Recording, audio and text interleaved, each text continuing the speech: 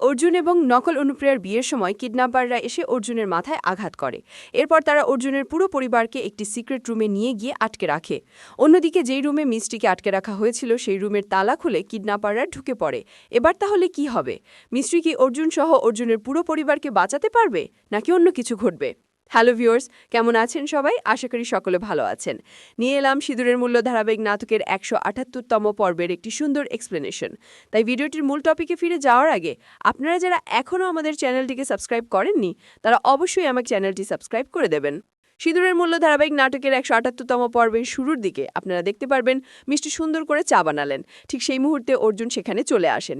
মিষ্টি অর্জুনকে দেখে খুশি হন এবং চা তৈরি করে দেন। অর্জুন যখন চা খাচ্ছিলেন তখন মিষ্টি তাকে জিজ্ঞেস করেন, অর্জুন চাটা কেমন লাগছে? অর্জুন তখন উত্তর দেন, এই চাটা তুমি নিজেই খেয়ে দেখো কেমন লাগে। এরপর মিষ্টি চাটুকু খেয়ে দেখেন এবং অর্জুনকে বলেন, চা তো আমার কাছে ভালোই লাগছে। তখন অর্জুন বলেন, চা কখনো ভালোবাসার সঙ্গে বেইমানি করে না। আর শোনো, তুমি তো তৈরি আছো, আজ আমার অনুর সঙ্গে গায়ে হলুদ হবে।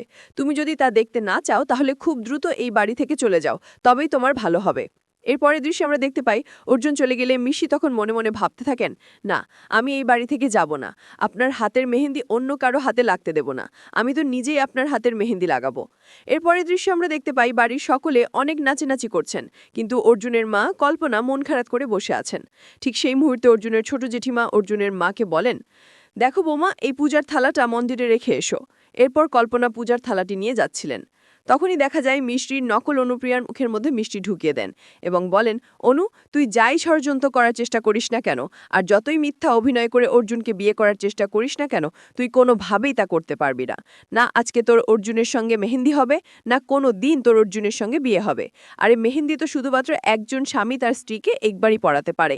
সেটা আমার সঙ্গে হয়ে গেছে, আর আবারও যদি হয় তা আমার হাতেই উঠবে। এই কথা বলে মিষ্টি ওখান থেকে চলে গেলে প্রিয়া তখন আশ্চর্য হয়ে মনে মনে ভাবেন, এই মিষ্টি এত কনফিডেন্সের সঙ্গে কিভাবে বলছে? না, কিছু তো একটা গন্ডগোল আছে। এরপরের দৃষ্টি আমরা দেখতে পাই মিষ্টি কারোর সঙ্গে ফোনে কথা বলছেন এবং খুব আত্মবিশ্বাসের সঙ্গে বলছেন, সময় চলে এসেছে, এবার তো প্রিয়ার সকল গোপন তথ্য আমি সবার সামনে তুলে ধরব। এই কথা বলে মিষ্টি রুম থেকে বেরোতেই যাবেন, ঠিক তখনই নকল প্রিয়া এসে মিষ্টিকে আটকান এবং তাকে ঘরের ভেতরে ঢুকিয়ে দেন। মিষ্টি তখন প্রিয়াকে বলেন, প্রিয়া, তুই আজকে আমাকে আর আটকাতে পারবি না। ঠিক সেই মুহূর্তে প্রিয়া বলেন, আমি তো আটকাতে পারবো না, কিন্তু একজন তো আটকাতে পারবে। ঠিক সেই মুহূর্তে আমরা দেখতে পাই অর্জুনের ছোট দিদা তালা এনে মিষ্টিকে সেই রুমের মধ্যে আটকে দেন এবং বলেন, আজ মেহেন্দি পড়ার দিনে আমি কোনো ঝামেলা চাই না। আমাদের এই বাড়িতে এই মেয়েটি না থাকলে কোনো ঝামেলা হবে না। এই বলে মিষ্টিকে রুমের মধ্যে আটকে রাখা হয়। এরপরে দৃষ্টি আমরা দেখতে পাই বাইরে কিছু লোক একত্রিত হয়ে আলোচনা করছে। তারা বলে, এই বাড়ি কিন্তু আমাদের শহরের সবথেকে ধনী লোকের বাড়ি, আমাদের নিখুঁতভাবে কাজ করতে হবে। তারা একে অপরের কাছে অর্জুনের পুরো পরিবারের ছবি নিয়ে বিয়ের অনুষ্ঠানে গিয়ে পৌঁছায়। এরপর তারা সুযোগ বুঝে বসে থাকে। তখনই আমরা দেখতে পাই অর্জুনের ছোট দিদা মঞ্চের মধ্যে দাঁড়িয়ে বলছেন, আজকে তো অনেক খুশির দিন। আমার অর্জুনের সঙ্গে অনুর সেই ছোট্টবেলার সম্পর্কটি আজকে সকলের সামনে সম্পূর্ণ হতে চলেছে। এরপর আমরা দেখতে পাই নকল অনুপ্রিয়া এবং অর্জুনকে মঞ্চের মধ্যে পারফর্ম করতে বলা হয়।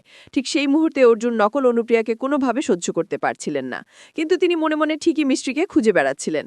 তখনই আমরা দেখতে পাই অর্জুন আসলে মিষ্টিকে স্মরণ করেই নকল অনুপ্রিয়ার সঙ্গে নাচ করছেন।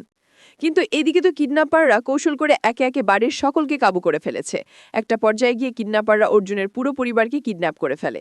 ঠিক তখনই অর্জুন আসলে নকল অনুপ্রিয়াকে সহ্য না করে ওখান থেকে চলে যান। এরপরের দৃশ্য আমরা দেখতে পাই কিডন্যাপাররা অর্জুনের পুরো পরিবারকে একটি সিক্রেট রুমের মধ্যে আটকে রেখেছে। সেখানে তারা জেঠিমার আঁচল থেকে চাবির থোকাটি নিয়ে নেয় এবং অর্জুনের পুরো বাড়িতে ঢুকে পড়ে। এরপর অর্জুন যখন মিষ্টিকে খুঁজছিলেন তখন মিষ্টির রুমের সামনে গিয়ে তিনি কিডন্যাপারদের দেখতে পান। অর্জুনকে দেখে কিডন্যাপাররা ভয় পেয়ে যায়, কিন্তু একজন কিডন্যাপার কৌশল করে ফুলের তোড়া দিয়ে অর্জুনের মাথায় আঘাত করে এবং অর্জুনকে অজ্ঞান করে ফেলে। দূর থেকে এইসব কিছু জানালা দিয়ে মিষ্টি দেখে একদম স্তব্ধ হয়ে যান এবং থমকে গিয়ে কান্নাকাটি করতে থাকেন। এরপর আমরা দেখতে পাই মিষ্টি অনেক চেষ্টা করে রুম থেকে বের হতে পারেন না, কিন্তু কিডন্যাপাররা নিজেরা এসে মিষ্টির রুমের দরজা খুলে ফেলে এবং রুমটির মধ্যে ঢুকে পড়ে। তখনই মিষ্টি তাদেরকে দেখে ভয় পেয়ে যান এবং মনে মনে ভাবেন, অর্জুনের এত বড় বিপদ হয়েছে এবং পুরো পরিবারের কি অবস্থা তা জানি না, আমি কি তাদেরকে বাঁচাতে পারবো? তো ভিউয়ার্স, আপনাদের কি মনে হয়, মিষ্টি কি অর্জুন সহ অর্জুনের পুরো পরিবারকে বাঁচাতে পারবে, নাকি অন্য কিছু ঘটবে?